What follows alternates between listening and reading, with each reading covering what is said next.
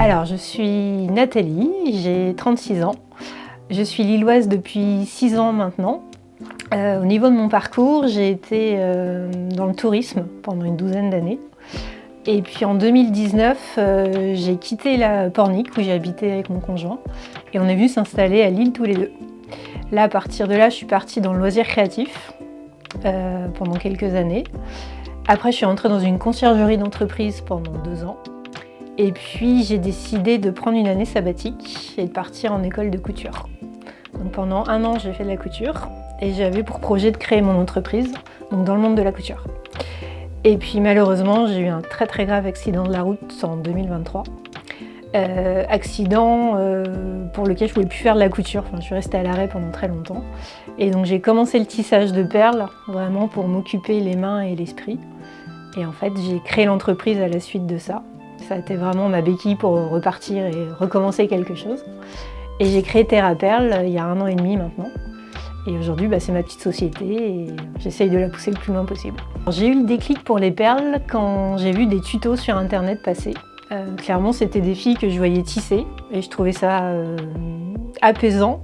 Et puis j'aimais bien ce côté plein de couleurs et manuel. Donc j'ai acheté mes premières perles, j'ai acheté du fil, un tapis. Et puis j'ai commencé en faisant juste pour essayer, en suivant des tutos. Et puis je me suis pris au jeu et en fait rapidement j'ai trouvé d'autres tutos. Et puis j'ai créé mes propres modèles avec un logiciel que j'ai trouvé. Et puis non, en fait c'est ce côté vraiment, je sais pas, c'est un côté vraiment apaisant au bout des doigts. Et à la fois créatif et manuel en même temps. Et d'ailleurs le nom Terre à Perles, c'est Terre Perles au niveau de la lecture. Et en fait, ça s'est venu vraiment progressivement. Au début, je tissais pour moi, pour mes amis, et je me suis pris au jeu de les prendre en photo, créer un Instagram. Rapidement, j'ai créé une boutique Etsy, parce qu'on me demandait si on pouvait les acheter. Et puis Etsy m'a pas suffi, je voulais encore plus grand, encore plus gros, donc je suis passée à Shopify. Et de Shopify, je me suis dit, non, là j'ai envie de sortir, aller dans les boutiques, j'ai besoin d'aller sur les marchés. Et donc en fait, j'ai créé la société parce que ça me poussait vraiment en avant. Mais il n'y a pas un matin où je me suis levée en disant tiens, je vais en faire ma société. Ça s'est vraiment fait petit à petit. Et en même temps, en 6 mois, ça a été le début du tissage de perles et la création de l'entreprise. Donc ça a été très rapide et ça a coulé de source au niveau du parcours. Alors, le tissage de perles, c'est très facile. C'est un fil, une aiguille, une perle. Et en fait, dans le tissage que je pratique, elles sont toutes enfilées une par une. Donc l'idée, c'est de passer mon aiguille dans le rang précédent une première fois. Donc là, la perle se place au tout début et je repasse à nouveau dans ma perle pour la maintenir vraiment à sa place. Et quand je serre, ma perle se positionne. Et donc chaque petit point que vous voyez, c'est une perle tissée à la main. Donc ce sont des perles en verre, ça s'appelle des perles Miyuki. Elles viennent du Japon et elles sont calibrées pour être toutes exactement de la même taille. Donc j'ai pas une perle plus grosse qu'une autre. Parce qu'au niveau du tissage, il faut que ça soit très régulier. Et comme des petites briques de Lego qui viennent s'imbriquer les unes dans les autres, c'est leur régularité qui me permet de les tisser. Donc c'est des perles qui sont vraiment calibrées pour le tissage de bijoux. Alors j'ai une anecdote à vous raconter. Il faut savoir qu'avant de faire du tissage de perles, j'ai acheté les fioles pour commencer. Et j'aimais tellement ces petites fioles en verre avec leurs petits bouchons en liège. Je ne savais pas encore en faire à l'époque. Et en fait, j'ai commencé à remplir les fioles avec mes premières perles quand je les ai achetées. Et je trouvais ça tellement joli que j'en ai acheté beaucoup. Et aujourd'hui, toutes mes perles, tout est trié par couleur dans mes boîtes de couleurs. Donc j'ai aussi bien du vert, j'ai dans les bleus,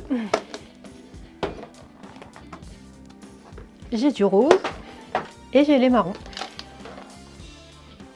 Ce qui m'éclate quand je crée mes bracelets, c'est trouver les combinaisons de perles. Donc je peux passer des heures à jouer avec mes fioles, à trouver quelle nuance ira parfaitement avec mes bracelets, jusqu'à trouver le bracelet idéal avec les couleurs qui ressortiront le mieux. Alors le temps nécessaire pour la réalisation d'une pièce, ça va de 1/2 heure, un modèle assez fin en 3 rangs. Un modèle comme celui-ci sur 5 rangs de tissage, on va être sur 50 minutes à peu près. Et les modèles les plus larges comme je peux avoir, comme celui-ci, sur 7 rangs, là tout de suite on est sur 1h15 de tissage. J'utilise des apprêts en acier inoxydable au niveau du fermoir et de la chaînette d'extension. J'utilise ce système-là de chaînette parce qu'à l'avance je ne sais pas qui va le porter. Donc ce système-là permet de régler vraiment à la taille du poignet de chacun. Et comme ça, tout le monde peut l'adapter à la taille de son poignet. Alors la pièce qui m'a demandé le plus de travail en termes de tissage, c'était un bracelet qui faisait 45 rangs. Donc là, à titre de comparaison, celui-ci en fait 5. Il faut imaginer une manchette qui était à peu près large sur 5 cm de long. Et j'avais utilisé des milliers de perles et j'étais sur 22 heures quasiment de tissage. Un week-end complet. Voilà, j'en ai fait qu'une. J'en ai fait qu'une et c'était une des toutes premières pièces que j'ai faites. Et en fait, au tout début que j'ai commencé mon activité, je faisais plutôt des grosses manchettes très larges. Et je me disais, si je me démotive pas, si je fais pas d'erreur et si ça me plaît toujours de les faire, j'en fais mon métier. Et en fait, j'ai réussi, j'en ai fait plusieurs. Et aujourd'hui que je me suis lancée et que je fais beaucoup de bijoux, plus ça va, plus je fais des pièces beaucoup plus fines, qui me demandent moins de temps. Et j'arrive plus à faire des grosses manchettes comme je pouvais faire au début. Donc aujourd'hui, je fais des plus fines. Je fais les manchettes sur mesure, vraiment pour des personnalisations. Je fais pour les mariages ou pour une occasion vraiment spéciale. Dans ces cas-là, sur contact, je peux personnaliser les bijoux. Alors, ce que j'aime le plus au niveau de mon activité, c'est pouvoir travailler chez moi, à mon rythme, et ne pas avoir ces contraintes de devoir sortir sur les heures où tout le monde est sur la route, et pouvoir vraiment avoir mon rythme de travail. Si j'ai pas envie de travailler un matin et travailler la nuit qui suit, il n'y a aucun problème parce que je suis chez moi. Et ça, c'est vraiment le truc qui m'empêcherait de retourner dans un métier salarié. C'est vraiment avoir cette flexibilité de travail comme je l'entends pour mes horaires. Je pense que le rôle le plus difficile que j'ai dans ma casquette, ça va être celui de... pas chef d'entreprise parce que ça me plaît beaucoup, mais c'est aussi beaucoup de responsabilités. Parce que la boîte, c'est moi, et du coup, j'ai intérêt à être au top sur tous les niveaux. Et je pense que le côté perfectionniste de moi-même, c'est un peu ma limite aussi, parce que j'ai envie que les choses soient parfaites. Et je pense que c'est un peu la plus grosse contrainte que j'ai en tant que chef d'entreprise. D'abord parce que je découvre tous les domaines. Alors à la base, je suis quand même comptable, j'ai un BTS de comptabilité. Mais confrontée pour ma société, ça n'a rien à voir avec ce que j'ai pu voir par le passé. Et toutes les décisions sont beaucoup plus lourdes à porter. Quand on est salarié, on fait son métier, mais ça reste un métier à 18h fin de la journée. Là, le fait que les décisions m'incombent et que j'en paye les conséquences, il y a des fois des conséquences, je me dis Alors je fais beaucoup d'erreurs, clairement, ça fait qu'1 an et demi que je me suis lancée, donc j'apprends tous les jours. Et c'est aussi ça qui est passionnant en tant que chef d'entreprise, c'est qu'il n'y a pas de limite. Je peux apprendre ce que je veux. Genre les réseaux sociaux, clairement, je débute, je connais pas très bien et c'est pas du tout mon truc à la base. Et donc pouvoir se former un peu à ça tous les jours et découvrir, en fait, c'est ça qui me plaît. Donc c'est à la fois ça fait très peur et en même temps c'est ultra stimulant parce qu'il n'y a pas de limite à l'apprentissage. Puis quand c'est sa boîte, on a tellement envie d'en voir plus, on n'a pas de limite en fait. Face à l'industrie et quand on est tout petit, c'est pas forcément évident de trouver sa place. On est un tout petit poisson, on est vite noyé dans les circuits de distribution classiques. Donc moi je travaille surtout à trouver ma clientèle. Donc là au bout d'1 an et demi, je pense à peu près savoir qui elle est et essayer de la retrouver. Donc que ce soit en ligne, sur les marchés ou en boutique. C'est un peu ça qui me motive, j'essaye vraiment de trouver où est ma clientèle et comment on l'aborde. Mais il ne faut pas se comparer aux grands groupes. Je ne suis pas Amazon, je suis toute seule dans ma société. Donc je suis limitée par ma production, je suis limitée par mes journées. Et donc je ne cherche pas à viser des gros trucs, j'essaye de faire à échelle humaine. Donc il y a des fois où je suis un peu frustrée en me disant j'aurais pu faire mieux. Ouais mais je suis toute petite donc je trouve des boutiques telles que Place des Patronnes, des endroits locaux où c'est encore à échelle humaine. Et c'est aussi ça qui me permet de me développer.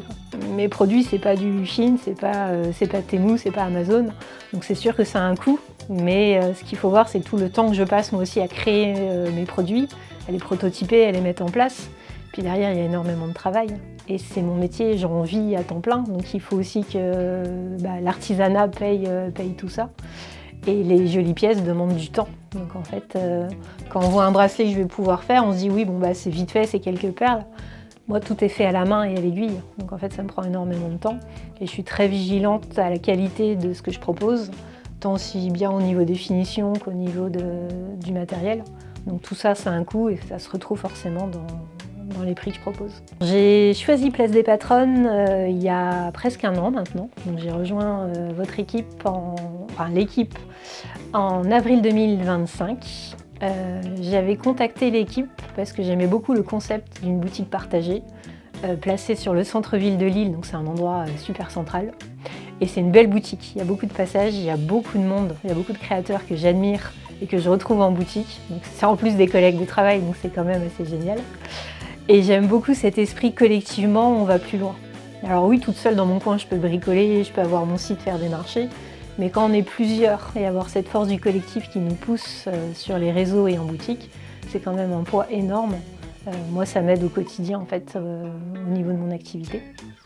Et donc je ne regrette pas du tout. Là, ça va faire 9 mois que je suis chez Place des Patronnes et j'ai encore envie de continuer parce que j'ai encore des nouveautés, j'ai encore plein de choses à montrer en boutique.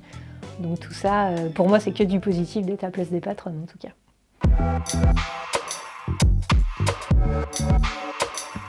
Alors aujourd'hui, je voulais vous présenter ma nouvelle collection. Ce sont les petites boucles d'oreilles petites fleurs, comme celle-ci, celle-ci et les deux au fond. Donc ce sont des toutes petites boucles d'oreilles qui sont entièrement tissées à la main et à l'aiguille. Et leur particularité, c'est d'être super légères. Donc au niveau des oreilles, vraiment, on ne les sent pas. Elles sont très agréables à porter et elles ne déforment pas le trou de l'oreille. Donc c'est un produit qui vient de sortir, je les ai créés là au mois de janvier. Et il y a déjà 9 coloris, dont 5 qui sont ici en boutique aujourd'hui. Alors dans ma collection, j'ai des intemporels, notamment les léopards. C'est une collection qui s'appelle Graou. J'ai fait plusieurs tailles différentes coloris. Donc ce sont les 3 qu'on peut voir ici. Donc c'est du léopard. Le léopard, c'est intemporel. Qu'importe les saisons, tout le monde en porte. Et c'est une tendance qui ne s'essouffle pas. Bizarrement, ça dure dans le temps. Et plus je fais des léopards, et plus on m'en demande. Donc c'est quelque chose qu'il y a systématiquement dans la boutique. J'essaye d'être assez vigilante sur les stocks des léopards, car c'est quelque chose qui plaît beaucoup. Qu'importe la coloris, qu'importe la taille, tous les modèles plaisent énormément sur le léopard. Donc voici mon stand Terre à Perles, installé chez Place des Patronnes. Donc vous pouvez me retrouver dans la boutique sur cet emplacement-là. Et j'ai également une boutique en ligne, terreaperles.fr, et vous pourrez retrouver d'autres de mes créations en ligne.